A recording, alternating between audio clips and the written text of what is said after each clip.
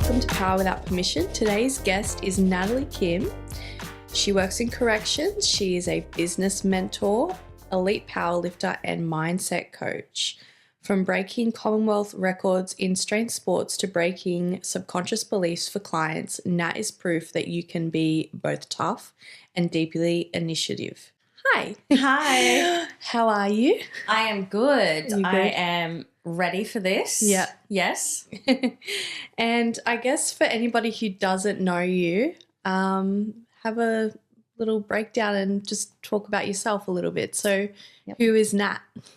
Well, Nat, I feel like I have lived 100 different lifetimes in one. I don't even know where to start. Like, as you've mentioned, I've done a stint as being an athlete. I'm not an athlete anymore.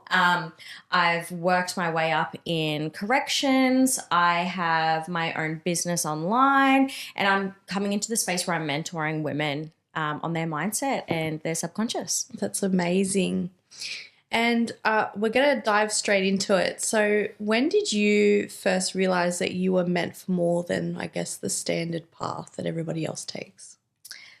I think it was never a light bulb moment. I think just from the age of 5, like, I think I was always super high energy. I was always throwing myself into things. I think it also came from my mum. She definitely just threw me into sports and dancing and gymnastics and everything like that because I was just so full of energy, and she always said I was just destined for the stage. So I think it was never really a moment for me. It was just kind of the way I always was. And I was really encouraged from a young age to just go with it and to explore that side of me. So for me, it's just developed over my entire life, and from all of the sports and the dancing and the acting and stuff that I did from a young age, it's just carried on through my life and through my adulthood. So you've done dancing as well. I didn't know that about you. I have done dancing, aerobics, gymnastics, cheerleading, skipping. Cheerleading. Yes, cheerleading, skipping at an Australian level.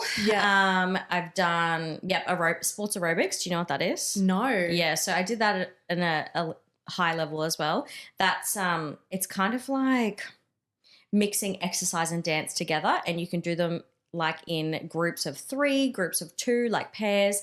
So it's really high intensity. It's like a 3-minute routine full of like push-ups, kicks, dancing elements. Wow. Yeah, it's like another form of gymnastics and dancing together. So you've always been quite like athletic, you would say, or quite into sports and things like that. But always the different sports. Like, I wasn't playing like netball or football or anything like that. I was always doing like really crazy, unique sports. And yeah, I kind of did that all through like my childhood and teenage years. Wow. And then it wasn't till adulthood that I got into more of the strength sports and the powerlifting.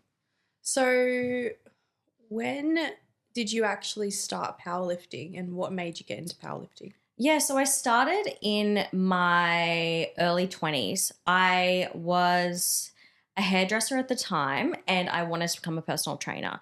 So I was doing my personal training course, and at the academy I was at, my teacher actually said, you know, you're really strong for your age and size. And I just kind of brushed it off like, oh yeah. And he goes, no, really? Like, and he pulled up the Australian records for the time, and they were pretty much on par with what I was already doing. And wow. And for me, I'm quite a competitive person. So I didn't really know much about powerlifting until someone kind of said, hey, you should give this a go. Like, and then I was like, oh, what have I got to lose? So because I was doing my personal training, I started doing powerlifting. I did like a novice comp with not a very big lead up. And then I think I won that competition. And then I just get that fire in my belly, and I just love pushing myself and seeing how far I can go, and winning and breaking records was just awesome to me. Like, I thought it was the coolest thing ever. So I probably started in, like my early 20s. Yeah. And was there any kind of self-doubt or anything like that in your mind when you started, I guess, going to the gym and really lifting those heavier kind of weights and stuff, or no? I never had self-doubt, and I wasn't worried about what anyone thought either, because I feel like when you go to the gym, you're running your own race. It's very personal goals, powerlifting, because it's a individual sport. So you're just focusing on yourself and what you can achieve. No one else can get you to the gym. No one else can lift the weights for you. You have to do it all yourself. So I was never really concerned about what anyone else thought. And in the beginning, I didn't know how far it could take me. So there was really no pressure on me at all, which I think is the best thing, is like when you don't have pressure on you to perform. Yeah. You just go and you just do it for the fun of it. Yeah. That's so good. And I guess in relation to like your body, like how has your relationship with your body kind of changed over the time? Because you've done all these different things, right? Yeah. You've even done boxing. So it's so many different ways of how you're conditioning your body and how you're eating and your nutrition and everything. How do you feel like your relationship with your body has changed from when you were like little Nat to... Yeah. Yeah. Look, it's been a roller coaster, and I think every woman has gone through times of self-doubt and, you know, potentially not absolutely loving their bodies and wishing that they could be something that they're not. And I think from a young age, when I was, it might have been primary school, I remember that a lot of the girls were just up and down, stick thin, no curves. And I wanted to be like that. But even because I was young and I was athletic and I was doing gymnastics, I was always, you know, I had muscly shoulders and muscly legs. And I used to get picked on in school. What? Yeah, I remember, like, in particular, like, it was really odd, you know, even saying things like, oh, Nat, how much can you bench press? But in like a teasing type way. And when I was a kid, I thought it was like I was so ashamed of my muscles. And then as I got older, I just realized you can't change who you are. You just want to be the fittest, healthiest, strongest version of yourself. And I think it comes with age that you realize that you can't beat them, join them. And that's kind of the way it is. Like I couldn't make myself taller or make myself a different shape. So I was like, okay, I'm a naturally muscly woman. I may as well just go with it. So that's kind of when I started, you know, bench pressing, and I was lifting huge weights. And I just thought it was so funny that back in the day I used to get teased about how much I used to, you know, how much could I bench press. And then as an adult, I was actually breaking like all of the bench press records. Yeah. I had a freakishly strong bench press. So I think even now, like in my 30s, I look back at where I was in my 20s and I'm like, oh, I wish I had that body again. But then I have to remind myself I'm 30. Like, well, I'm older than 30. I'll be 34 in a couple of weeks. And it's like, for 34, like, you know, I'm fit, I'm healthy, I'm strong. Like I have a, you know, a great figure. I'm so grateful for everything that I can do and everything like that. And as long as I keep myself healthy and move my body and look after it, like it's not that much of a big deal. Yeah. And you started boxing. How old were you when you first started boxing? Do you remember? I probably started in the boxing gym about 5-6 years ago.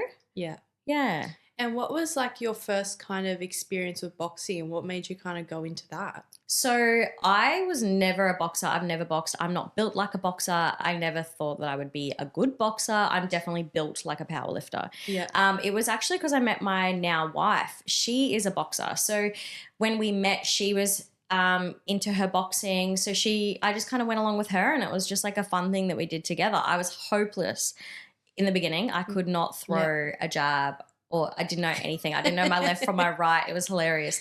And then I think it was just something that I did for fun and for fitness. And then there's always opportunities for charity fights and, you know, programs and stuff like that. So once again, I just threw myself into a 12-week program. And at the end of the program, you get to have a charity fight, and you can invite all your friends, and you can book out tables, and there's fireworks and there's food and there's drinks and everything, and they make you feel like a proper celebrity. You get to pick out your walkout song. So What was your walkout song? The first one, I feel like it was like DMX, like Party Up in Here or something. Like it was something funny. Yeah. But yeah, the first fight, it was in front of 700 people. Wow. My first fight. And I was like, it was different because whenever I've competed or been on a stage before, it's generally something that I know that I'm good at, or whereas I am not a pro boxer. So for me, getting up in front of 700 people for a fight, also all of my sports that I've done have been based on my performance. Nothing else hinders my performance but me. Yeah. But when you get in the boxing ring, there's this whole other person who determines what's going to happen. So like they could come out just absolutely swinging. There were so many variables that I felt so uneasy. Oh, it was wild. It was such a crazy experience. And how did you manage like your anxiety levels and stuff during that time? Because I feel like, especially before you're walking out for a fight, even if it's just a charity fight, no matter what it is, that like adrenaline would just be like spiking. You'd be crazy. Like, how did you manage it? I think I'm pretty seasoned at walking out in front of a stage, and I was used to those that adrenaline and those emotions because I've done it honestly since I was 5 years old. Going out in front of a stage in front of hundreds, thousands of people. It's been live streamed, everything. So for me, the walkout was the fun part. It was actually in the fight where I was thinking like, holy shit, am I winning? Am I losing? Am I, what's happening? So for me, it's always been something that my mum told me from when I was young was fake it till you make it. Yeah. So for me, I kind of put on this persona when I need to, and it's taking myself out of my nerves, out of my body experience, and just putting on this like different person. Yeah, like putting on this alter ego where it's like I walk out there and I take ownership of the stage, and it's like, I'm going to kill this. This is going to be the best fight ever. Like, I'm going to own this platform. Do you know what I mean? Yeah. So for me, I actually am really good at being able to switch on my performance mode and then switch off. And I think that's a really good skill to have. Yeah. And so when did you meet your wife? Oh, when did I meet her? Yeah, it was probably about 6 years ago now. Yeah. Tinder. Wow. Yeah, I know. Crazy. And you guys have been together ever since? Yeah. Yeah. That's so cool. Yeah. And she's a trainer, is she? So she is a boxing trainer coach in the mornings. Like, it's her part-time job. Full-time job, she's very busy with in construction. And she's also launching a business soon coming up in September. It's called Vital Movement. Which is so exciting. Yeah, so we're doing that together, but it's more her project. It's her baby. So it's like activewear and athleisure, loungewear, activewear. So, yeah, really excited. So we'll definitely put the link for that as well, because that's really exciting. So what does rewiring your subconscious actually look like for you in everyday life? So rewiring my subconscious basically means that I'm taking control of my conscious thoughts, because the way I explain it is that your conscious thoughts are the captain of the boat, and your subconscious thoughts represent 95% of what your mindset does, what your goals dictate, everything like that. Yeah. So your conscious thoughts are the ones that you hear the voices in your head that tell you, the self-talk or anything like that. Your subconscious thoughts are the little men in the boat that will take the directions from the captain. Now, those directions could be completely wrong, could be negative, could be toxic, self-loathing or anything like that. Your subconscious is going to believe it. So for me, rewiring my mindset basically means that I'm taking control of my conscious thoughts and my emotions and my actions, and I'm trying to make everything align so that my subconscious will absorb all of that and spit it out into the life that I want to create. Which is really cool. So, and you do that continuously every single day, right? Yeah, I definitely do. It's always in the forefront of my mind. So from when I wake up in the morning, I have a couple of things that I like to do. I like to, I manifest and I do my gratefuls. I call them my gratefuls. So every morning I It depends. If I'm out walking the dogs, I might do them in my head. But if I'm alone, I like to say them out loud. So usually I do this when I'm in the car, or if I'm walking the dogs and I'm alone, I'll talk about everything that I'm grateful for. And then I will basically manifest and speak to the universe. So for me, I feel like it's more powerful saying things out loud than it is saying it in my head. I feel like a lot of people, when they manifest, they're doing it in their head. And I just don't feel like it has enough energy behind it. I feel like you really need to put it into the universe. Might be a bit woo-woo, but this is the way I feel like it works for me. So I say it out loud, and I imagine that I've got a team of like my spirit guides, and that's all my friends, families, ancestors, anyone around me who wants to oversee me and look after me, my guardian angels. So when I speak to the universe, it's basically I'm speaking to the universe and I'm speaking to my spirit team, and I'm saying, I'm so grateful for this, but show me more of that. I want more abundance. I want more health, more love. I want more success. I want X, Y, Z. And I feel like I do that every day, and it's really working. I also ask the universe for signs. Yeah. So do you feel like it has made a real difference in your life? Yeah, I do, because when I feel like I ask the universe for signs, like I'll ask the universe, give me a sign that I'm moving in the right direction. Give me a sign, or I'll see something. Maybe it's because I'm being more observant, because I'm looking for these signs. But I like to think that they're actual signs from the universe. So take from it what you will. It could be something as small as, this morning we had 2 rainbow lorikeets on our balcony, and I've never ever seen a bird on our balcony ever. We're 21 floors up in a high rise and it's freezing cold, and I'm thinking, why are there 2 rainbow lorikeets on the balcony? And then straight away my brain goes, maybe this is the universe giving me a sign. So maybe it's a coincidence, but I like to be a little bit more optimistic and think, okay, I'm on the right path. These little birds are visitors. Can you walk us through a moment where I guess having that mindset has saved you in any way? I can't think of a way of how it saved me in like an emergency, but I can see that it has saved my energy and it's protected me. So I guess it sounds like, that whole Mel Robbins theory, the let them theory. Yeah. I think when you are a person who is very internal and you realize that you are in control of everything, and what other people can throw at you, whether it's negativity, whether it's their opinions that may be hurtful, whether it's, past relationships or friendships that haven't served you. I feel like having a mindset where I am in control of everything has protected me in a way that I can realize that's not a me issue, that's a them issue. And then that's protecting my energy and my safe space, and it's protecting my heart from getting hurt. So, I don't see it as being an emergency savior, but I definitely think it's protecting me. Yeah, every my day. Mindset, 100%. Yeah, and the way that you're able to think. Yep.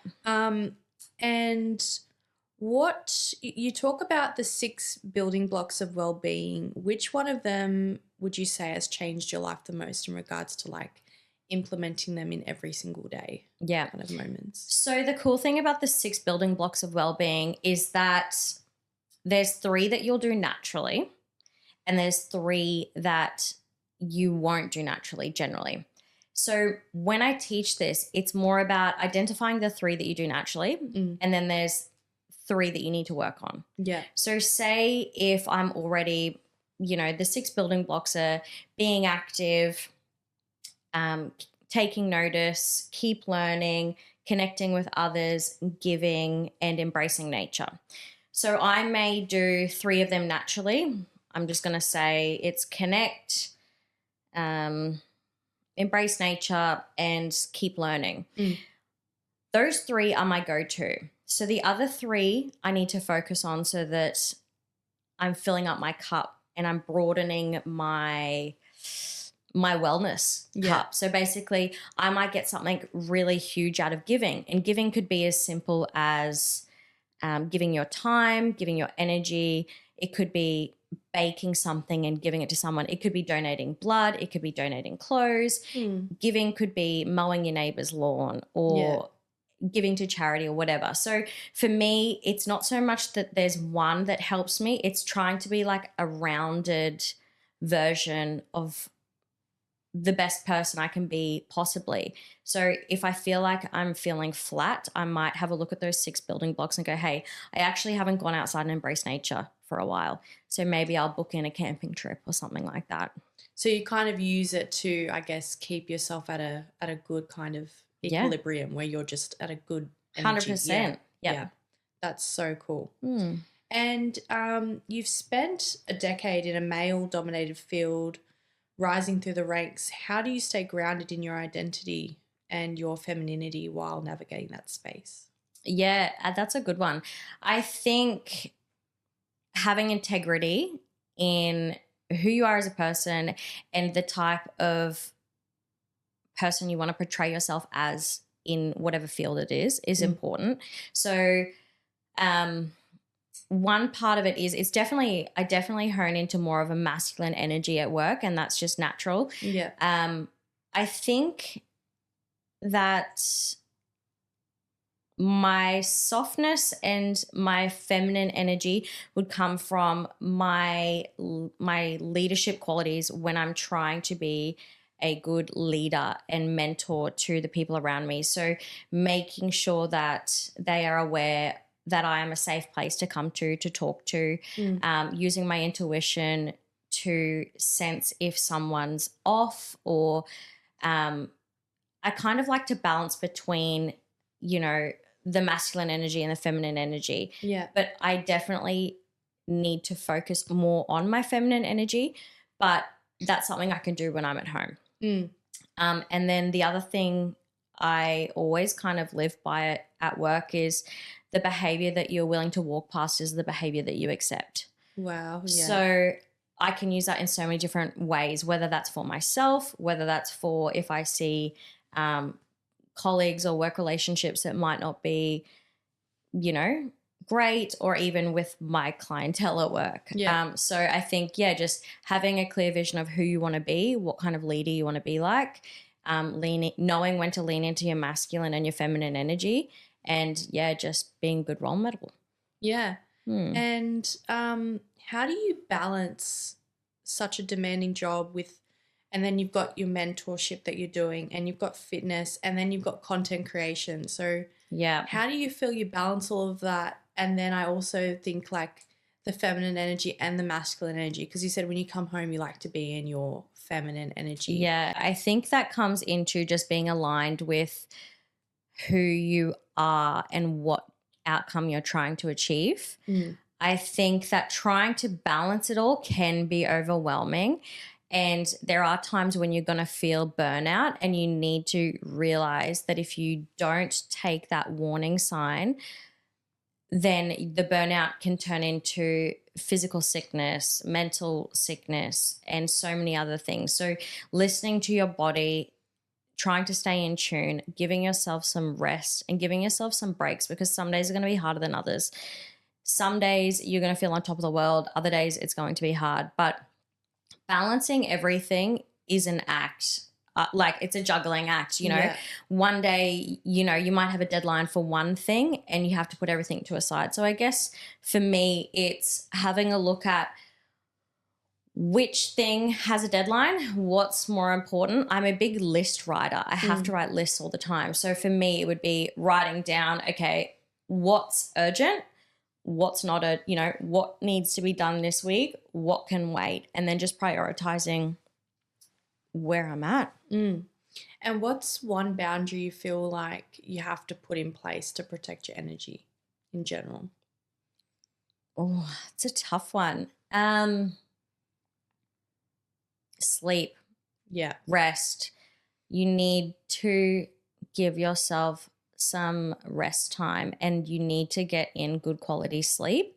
I think that's a non-negotiable, because you cannot work on an empty battery. Yeah. None of that is going to work. You are better off taking time off, resting and recovering. Because I know when I message you certain times of the night, I know I'm not going to get a response the next day. Because you're very like, this is the time I go to sleep and I have to wake up at a certain time tomorrow morning. 100%. Whereas I'm the complete opposite. I'm a bit silly like that. I'll be up at like 10 o'clock. Yeah. And you'll be like, go to bed. Yeah. I don't, my phone goes on do not disturb from 8:30 until 5 o'clock, but I go to sleep at 8:30 every night and I wake up at about 4:10 in the morning to go to the gym. And sleep for me, if I don't get it, I'm not functioning. So if you message me after 8 o'clock, you're not getting a reply. Sorry. Yeah, I've worked that out. Yeah. So I didn't actually know this about you until you filled out your thing, but you moved to the UK alone at 19 and worked as a barber. Yeah. What made you do that? So when I was doing my apprenticeship, my hairdressing apprenticeship, I just thought I was just the coolest, most like, I don't even know. It's so embarrassing now. I just think that like me and my friends just thought we were like the coolest people ever. And like, I just felt like Brisbane was such a small place and I was like destined to go to like the coolest, most indie punk place I could think of. And at the time I was obsessed with like the TV show, this is like Skins. Do you remember Skins? Yes. Yeah. And the movie like This Is England. And I was obsessed with that whole scene. And I was in this little punk era. You would not imagine it. But anyway, I was just living in my Doc Martens. I had short, crazy, bright red hair. What? Yeah. And I was like, we're going to need to find photos. Oh, God. And I've got like a tattoo on the side of my head. What?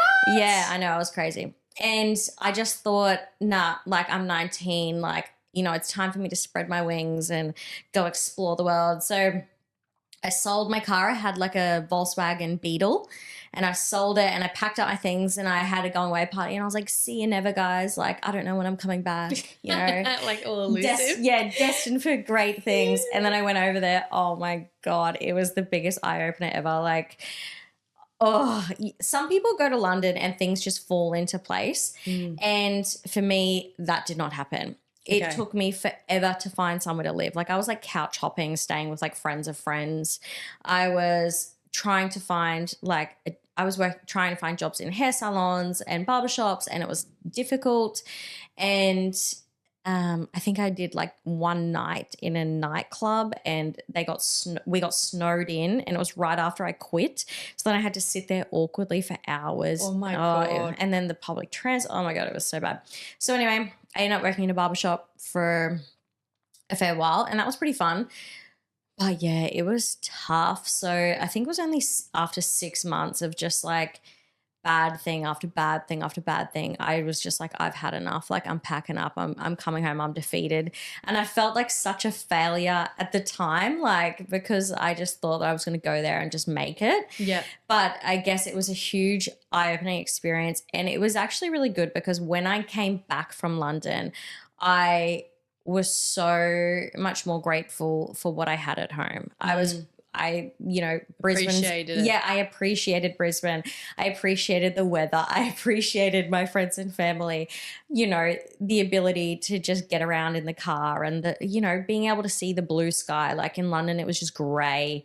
I was there over winter. It was awful. I was so lonely. Yeah. So for me, like, oh man, it was tough, but it was probably a really good thing for me to do because I came back and I was so grateful. But I just remember at the time, now I look back at it and I'm like 19, I was a baby. Like I see a 19-year-old and I'm like, I cannot believe my mum let me go off and do that. But my mum's always been like, you know, you can do it. Yeah. You're capable of anything. So it was good. Do you think she's shaped you in any way, like for your current success and stuff? Oh, 100%. Yeah. If it wasn't for her throwing me into all of these sports and activities, and she's always been a really positive person. And she's always just been a go-getter herself. Like she's always been busy. She's always achieved great things. So yeah, definitely I owe a lot of it to my mum because I think it definitely depends on your subconscious thoughts are based on your external factors from being a kid. So if you were a child and you were told, you know, you're practically brainwashed by maybe a family member or a teacher or, you know, anything, those things are going to stick into your subconscious, and then that's going to create your life. Unless you can actually realize it and try and rewire it as an adult. Like, I'm very lucky that I had such a supportive family, because that has shaped me to be in the mindset of I can achieve anything that I want to, and like no one's going to stop me. So as a child, do you think if you could look back, do you think you would be where you are now? Like, did you see that happening? Did you see yourself breaking a Commonwealth and Oceanic record, like with powerlifting and stuff, or you don't think so? I didn't foresee it, no. And I definitely, as a kid, I probably didn't think I was very smart. Okay. Like I definitely didn't think I was a very book smart person. Like I wasn't the best at, you know, so many things at school, but I was very good at all of the art, music, drama, all of the creative stuff. So I don't know. I definitely didn't think that, I didn't foresee it happening. But I didn't really have a heap of self-doubt either. Yeah. I just kind of was plodding along. I didn't really have any great plans. I just kind of would jump at each opportunity. Yeah. Do you feel like you've always been different, or did you grow up into the version that you see yourself as today? Different. Maybe a bit different. Yeah. I feel maybe it's because I've been in my head. And I am very self-aware, and I try and dissect everything. Like I definitely think about, oh, why is it that I've done this? Or, yeah, possibly. Also, the difference between being someone who has always gone for things or not necessarily let fear hold me back, when I see a lot of people where fear does hold them back. And defeats them. Yeah. Yeah. So I guess I feel like I have been different in that way, but I never really understood why, or why I was so set in my, like you could say stubborn. Why was I so stubborn that I didn't want to be a part of that group? Or, you know, maybe I had intuition even when I was younger that something didn't feel right about that situation. So I was like, yeah, no, I'm good. Like I don't need to go and be involved in that. So yeah, I guess I have had pretty strong intuition, which made me feel like I was a little bit different. But maybe it's really hard to understand, because I feel like you don't know what's going on in someone else's head. Maybe their self-talk is the same as yours. Maybe their self-talk's completely different to yours. So I guess it's just very much staying in your own lane. Yeah. I can't really compare myself to others. Yeah, I'm not sure. Yeah. And what are signs someone is being run by their subconscious programming? So I would say negativity, self-doubt, limiting beliefs. There's so many different signs. Just even in the way people could be talking about their everyday life. Not having control over things that happen. Like some people will be like, oh, you know, I'm such a bad sleeper, I can never sleep in. Even just in a statement like that, you've reaffirmed to your subconscious that you are a shit sleeper and you can't sleep in. Do you know what I mean? When you actually start to dissect your conscious thoughts and your subconscious thoughts, it's like wild. It's like, oh, I can't stick to a diet, or, oh, I just don't have the energy to go to the gym. It's like you're telling yourself you can't do something, so therefore you've already told your subconscious something. But if it was a priority to you, the outcome was a priority to you, then you would change your mindset and you would be able to say, oh, getting up early and going to the gym is really difficult, but I can do it. I just need to make sure that I get to bed at 8 o'clock and I've got all my gym clothes out and ready, or whatever it is, you know. It could be about a job or anything. So I think, it's just people, their self-talk is important. Is figuring out if they have negative subconscious thoughts. But we all have it. We're all allowed to vent. Like, don't get me wrong. It's just about if you're going to say that to yourself over and over and over again every day, your subconscious is going to believe it and think that it's true. But if you wanted to make a change, you could change the way you talk. To then suit you. And then it would just, every day, it would start gaining traction. Yeah. Gaining momentum. And then before you know it, 6 months down the track, a year down the track, you're no longer saying the same things that you said 6 months ago. Yeah. Yeah. And I can definitely relate because I feel like for me, I was that person. I was like negative. And the last couple of months, I feel like I've really changed the way that I talk about things or talk about actions, and it really has changed my energy and everything. Yeah, definitely. What's your view on hustle culture versus aligned action? Because I feel like, especially because you're very entrepreneurial, like myself. Yeah. And I feel like, especially in early starting up things, it's very much highlighted that, you know, that hustle culture is like such a thing, you know? So where do you kind of sit with that? I think that you need both. I think that, first of all, you need to align with your vision, and you need to have a clear vision of what you want to achieve, what your business purpose is, what problem are you going to solve, who is your ideal client, how do you want to be perceived, how do you want to show up. And then with aligning yourself with that, you have to make sure that your emotions align, your vision, your actions and everything align. But once you have that, you know, that foundation of what your business is, that's when I think you can introduce a bit of the hustle, because it's no good in having all these grand ideas if you don't take action. Yeah. And sometimes taking action is hustle. You have to put in the work. You have to set deadlines. You need to be a go-getter. You need to forget about the, you know, self-limiting beliefs and stuff like that. And you need to just put one foot in front of the other, and you need to get it done. So I do think that there's a perfect mixture of both. And sometimes I think if you're hustling too hard and you're not getting the results, well, then you need to reassess it, what your business plan was, and align yourself back into what it is. So I think if you were too aligned and you were just hoping for everything to fall into your lap, it's not going to happen. Yeah. And vice versa. So I think it's a balance. It's definitely a balance, because I feel like, yeah, as entrepreneurs, we have so many ideas, right? We've got a gazillion ideas. Too many ideas, yeah.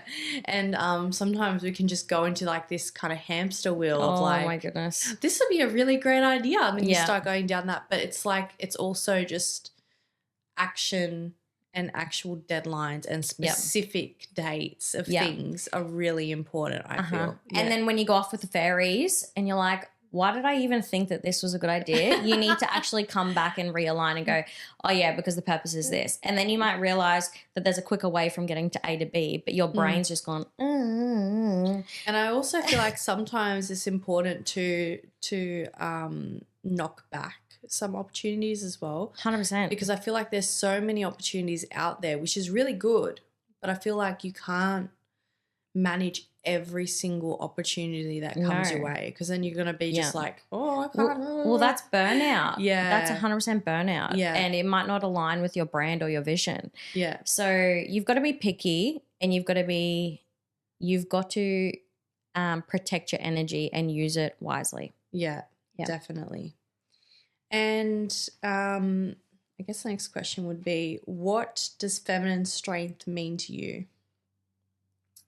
To me, it's a woman who is taking ownership of their life and their future. So they know what they want. They are working towards it. They may be at different stages of their path, but it's just being aligned with what they want out of life.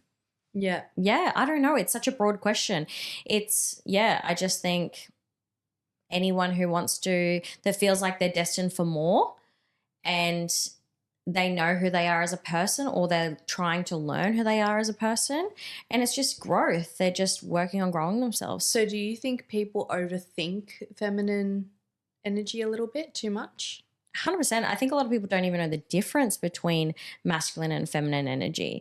And it's not, both men and women have both in their life. You know, some will have more than others. So yeah, if people don't know what it is, I highly suggest you look it up, because if you have feminine energy, it doesn't mean that you're being, you know, a girly girl or you're, you know, weak or whatever. It just means you're a bit more like soulful and you're a bit more aligned and you're a bit more in touch with your thoughts and everything like that, and you're a bit more calculated, whereas masculine energy is a bit more direct, go-getter, you know, a bit more of a fast-paced, taking action over leading with their heart. So yeah, I think everyone has both and will need to work on probably one. And with that, what's the biggest misconception you think women have about power specifically? That they can't hold it. Yeah. That they're not worthy of it. That it's a men's job. That it shows up in one form when there's so many ways to be powerful as a female. Yeah. Yeah. Yeah. I feel the same, because I feel like for me, I'm quite a calm person. My energy is quite calm. Yeah.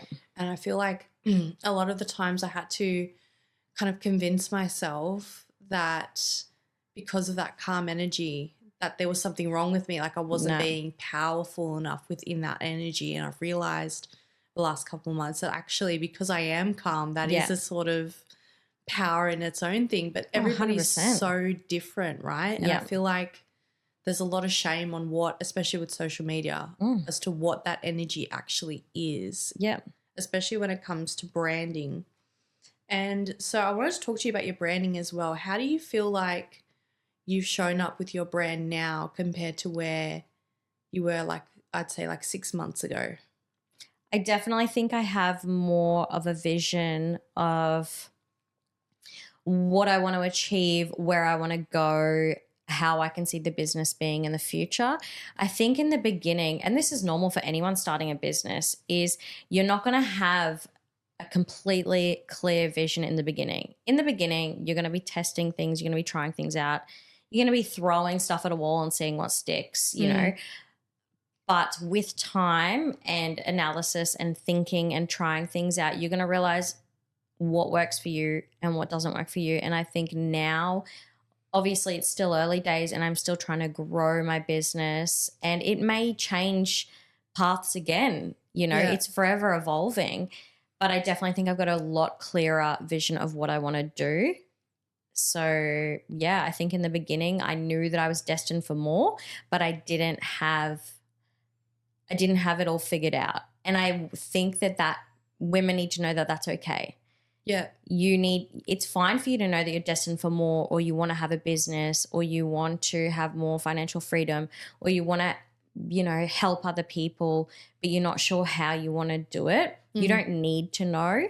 You just need to identify that you want to do something, take an action, and then you'll figure it out along the way. You've got so many people out there to help you, guide you, mentor you, and to go, hey, you know what? You're actually really clever when you're talking about this. Or you know what?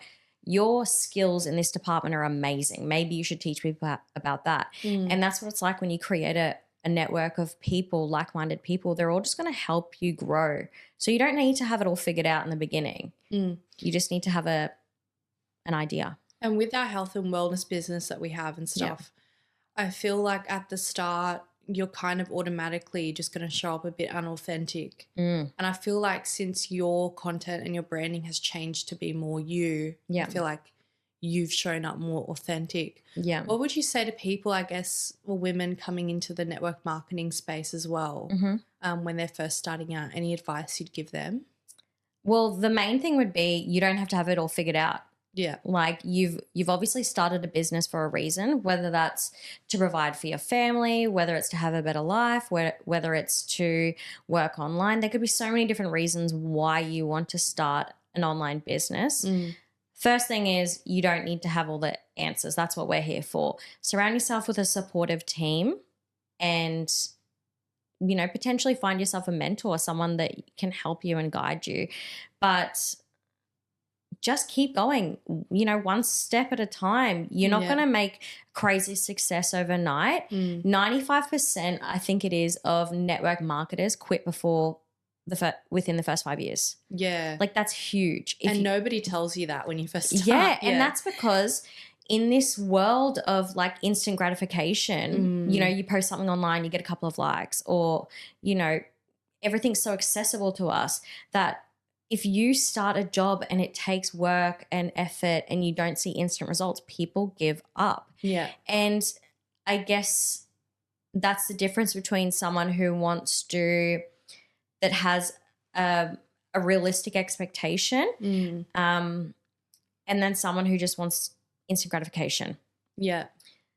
You're not always going to get things overnight. Yeah. But if you just keep at it, you know, some months are going to be better than others. Some weeks are going to be better than others. Listen to your body and your flow. Like another thing I find really interesting, especially for women, is I've listened to a lot of things about cycle syncing. So using your energy in the right times of the month, when you have that extra energy, when you are magnetic towards other people, that might be the best time to be meeting up with people and having conversations and holding your events and doing stuff like that. And then maybe towards the end of the month, when you're feeling a bit flat and low, that's when you do retreat and you might be doing a bit more of your bookkeeping and stuff like that. So that's another part of being a female business owner compared to a male business owner, is that you have to think about that. We have fluctuations with our moods, with how tired we are, how much sleep we need, how caffeine affects us. You know, I might be short and snappy. You've seen me when I'm short and snappy. Like I can be a firecracker. Yeah. So like there's times when I should be like, hey, I'm not doing an event that week because I'm not going to give my best energy to you guys. Yeah. But if I'm going to host an event and I want to show up for my network and stuff like that and my customers and my clients, like, hey, maybe I should put it around this time of the month. So as a woman, figuring out your strengths and weaknesses, cycle syncing, you know, adapting your life to your business is leading with feminine energy. Yeah. It's being smart. Yeah. And I think a lot of, like, I didn't even know cycle syncing was a thing until a couple months ago. Yeah. I feel like my whole life would have been so much better and easier.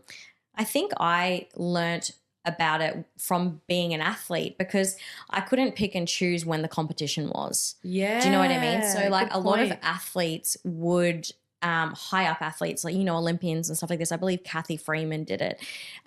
They actually had doctors and naturopaths and stuff like that where they would, and I'm not saying this is good for you, but they would adjust their cycles so that they would perform their best at the Olympics. Yeah. So for me, there were competitions where I absolutely smashed it and I was like, far out, I've got a superpower. Like, holy crap, I've got crazy strength. And then there'd be training sessions where I was just so exhausted and tired and I needed more sleep and I just couldn't hit the numbers. But that can make you feel really hopeless and helpless and sad and, you know, crap. But when you actually realize, oh, there's a reason behind this. And you don't blame yourself. You're like, okay, if you're on top of your cycle and your moods and you're really in tune with your body and your mental health, you are able to realize, okay, I'm a week out. It's normal for me to have a pretty shitty week this week. Let's just maybe increase my fats or increase my carbs because I eat, you know, I feel like I'm a lot hungrier on these days.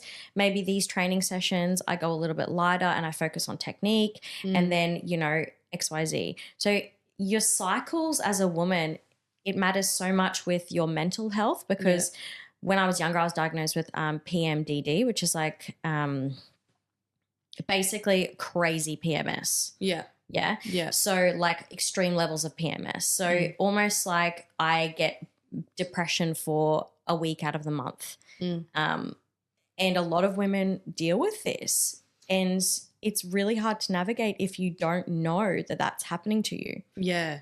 Because you're just thinking, oh, why am I getting depressed for a full week? Yeah, or you might start crying. Like when I was boxing, some days I'd go in there like a raging bull and I just want to bash everyone. And then I'd do sparring and then someone would like hit me over the head really hard, and without even like feeling upset, I would just start crying. Like the tears would stream, and then I'd be like, oh my God, I'm so pathetic, like how embarrassing, I can't believe I'm in a boxing gym and I'm crying. And I'd be like, get yourself together, Natalie, and I'd go walk outside and I'd be like trying to wipe away my tears. Some poor guys that come walking out, are you okay? I'm sorry. Like, and I'm like, it's not you, it's me. Like it's and you have to just realize that like being a woman is so much more complex, and I hate to say it, men, but it is more complex. You are navigating so many more things. Your emotions are crazy. Yeah, and you've got all these peaks and valleys in the month that you've got to manage. Yep, and then you've got to show up online for your, you know, your team, or you've got to,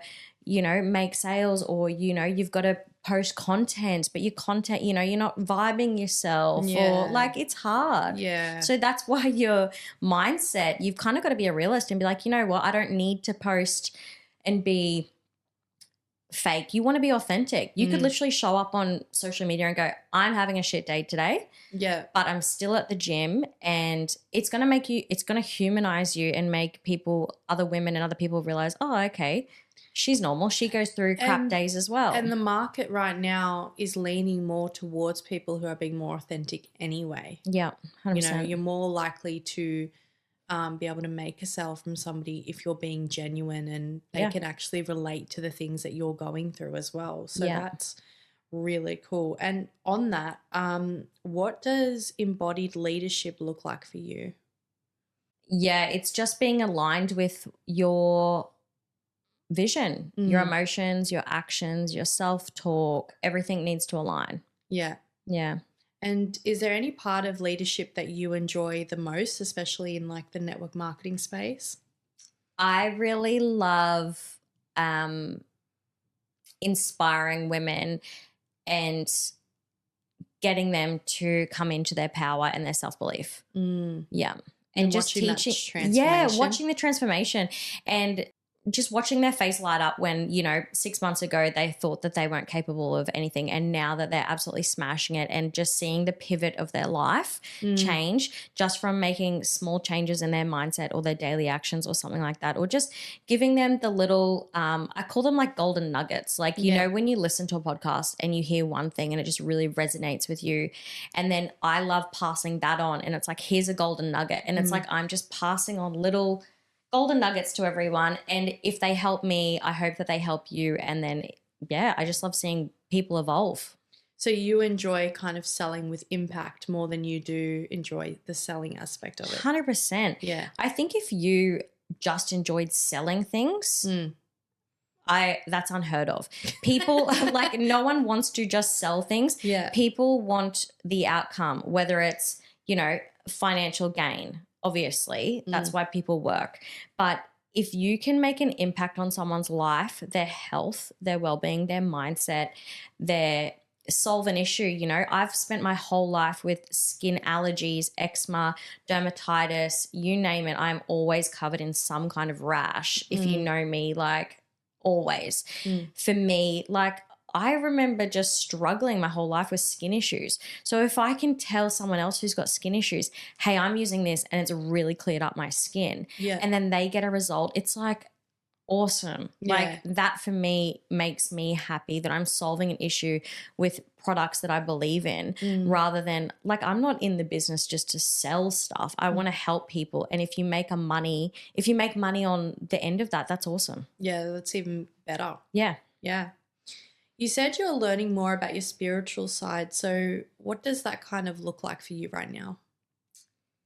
A lot of research. Yeah. So as I said, I'm listening to podcasts, and then they might reference a book. So then I'll go and read that book, or I'll listen to that book, or I'll look into, you know, I've been going on YouTube, and I'll, you know, there'll be like workshops or events where this author has done something, and then you just kind of go through a rabbit hole, and you just, as I said, you just find all these little golden nuggets, and then I try and either write them down or remember them, and then say if I hear something and I go, that's really interesting. Yeah. I'll take that and I'll apply it to my own life, and I'll try and like workshop it in my own head and see how it fits into me.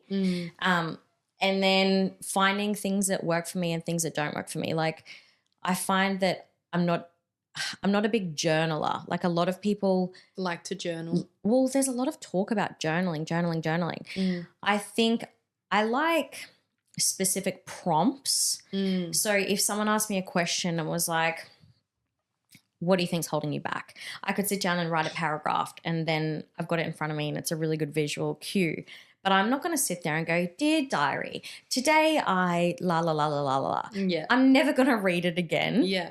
I don't understand the purpose. So I think like journaling with prompts helps, because it's kind of like you're workshopping your own brain on paper. It's like a mind map. And it's more specific, I feel. Yes. Yeah. So is there a ritual or habit that you can't live without? Sleep. Well, I don't know. Like obviously everyone needs sleep. Some people not so much. There's nothing really that deep. Like if it was I can't live without, it'd be something like lip chap. Like if you put me on a desert island, I can't live without lip chap. Yeah, no, I cannot. I know that's stupid, but I need my sleep. You literally can't function without your sleep. I can't function without sleep or lip chap. So yeah, it's not very deep, but that's me. So you're disciplined in a lot of ways, but you're also very creative. How do you let both kind of coexist? Well, actually find content creation quite fun because you're creating something. I just wish I had more time to do it. Like I'll find that come up with these amazing ideas when I am driving to work and I'm in my uniform and I can't do anything about it. Yeah. And then I'll be like, oh, I want to jot this down so I don't forget it. But then if I came the next day, I'm like, oh, I should really film that, what I thought of. I don't have the same energy. Yeah. So like content creation for me is creative. But when I have more time on my hands, I really enjoy painting. So you enjoy painting. Yeah, that's probably something you don't know about me. Oh my gosh. Yeah, so I like to paint. But once again, I haven't painted in probably 6 months because I've been busy. But before that, when I have more free time, I like to paint. And what's your like favorite kind of paint artwork or painting that you like to do or that you've done? I've tried all different things. I enjoy doing like portraits of people's pets. Wow. Yeah. So I usually do them and then like give them to friends. That's so cute. Yeah. I love that. Yeah, it is fun. If we opened your phone and we went to your notes app. Yep. What random dream or thought would we find in there that's kind of recent that you have for yourself? My notes is full of like random things like grocery list, passwords, like it's just the hub of just absolute crap that you've put in there. Yeah. I don't know about dreams because they're kind of just stuck in my head. There might be some quotes, like some good quotes that I've heard and I've thought, oh, I can't forget that one. Or usually like book recommendations. You know, when you're talking to someone and they're like, oh, this book's great, or like a Netflix show or a movie or something. Yeah. You'll generally open up and there'll be random just like words, and then when I open up my notes, I'm like, what is that about? And then I'll have to punch it into Google to figure out what it was. And I'm like, oh, it's a book. Great. Excellent. What is one simple habit that's changed your life other than being like really specific about sleep? Yeah. Because that would have changed your life a lot by like actually getting proper sleep every night. Yeah. Well, I've always been great at that. I'm like an Olympic sleeper. Literally just changing my mindset. That light bulb moment for me was learning about your subconscious and conscious thoughts, because you hear so much about manifestation and I thought it was just like sitting down and going, I want this, I want that. But it didn't make any sense to me until I watched a lot of videos and listened to a lot of people that actually explain it. Like I've heard a lot of like woo-woo type women try to and they talk about energies and they talk about this and that. And which is what I think the standard generalization is. And then I think, do people even know what energy is. Like, because I actually had to like look it up and go, what does it mean that they're talking about energy all the time? And I found this video and it explained it so clearly that it actually made sense from like a neuroscience point of view, which was basically the energy that your body is expelling. So like, you know, when they're doing they have this thing where they, you know, I'm not very medical, but they've got this brain scanner that they put over your head, and it doesn't even touch your head or your skull, and it's actually figuring out your brain waves, and it's coming from the energy vibrations that's coming off your brain, off your skull. And for me it was like, okay, cool. So I was actually learning the neuroscience between people talking about like low vibe people and high vibe people and frequencies and stuff like that, because I was like, this just sounds like mumbo jumbo to me. Doesn't make any sense. People talk about manifestation all the time, but how do you actually do it properly? What are they talking about?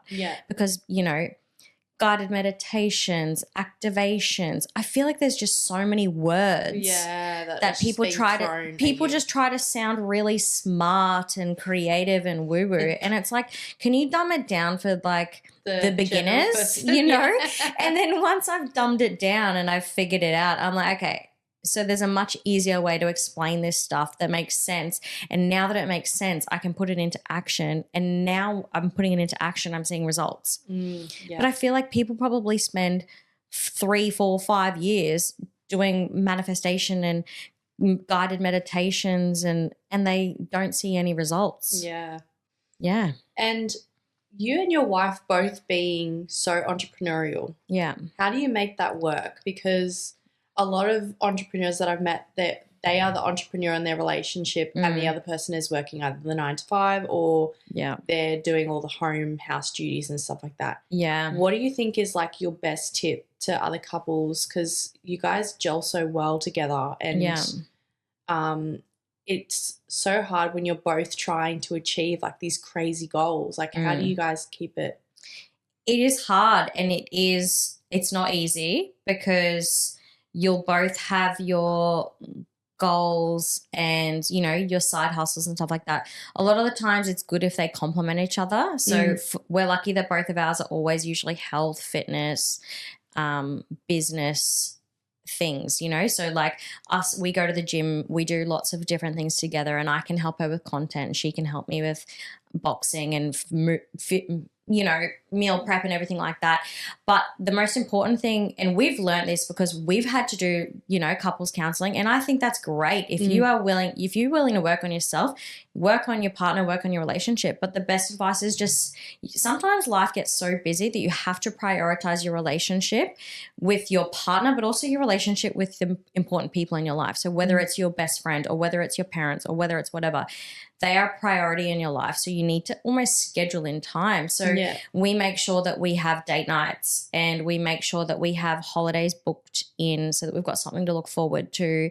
And, you know, if life is just all hustle, you know, business, work, training, and you don't have any time off, like every now and then you need to say no to things, what we were saying before. So like people, we're lucky we've got lots of friends, but sometimes you get invited to dinners and stuff all the time. You have to just say no and go, I need a quiet weekend. You need to put each other first. Sometimes, you know, I might need to put my stuff aside and help her with her project, vice versa. Like today she's driven me here and, you know, that's a big chunk of her day. But, you know, even this afternoon, no phones. Let's watch some TV. Let's go get a massage. Let's, you know, do something and connect. Together. So it's just super important to have date nights. Because in the rat race of life, it just gets so chaotic. And generally the person who you spend all your time with sees you at your worst. Because if you're putting all your energy into other people and other things, you can be burnt out to not have any energy for them. So you just have to be mindful and use your energy wisely. And like if it's pay attention to it, I feel 100%. Yeah. Well, we're about to wrap it up. So I just wanted to ask you one big question, which is, what does power without permission mean to you? It means that you are taking control of your life, your future, your destiny, every single part of it, and you don't care about what anyone else thinks, and no one else is limiting you. You are in control of it. There's no glass ceilings. It just means that you have found within yourself that you've got the permission to create the life that you want, and you're going to go get it. Thank you so much for being here. Thank you for having me. It was amazing.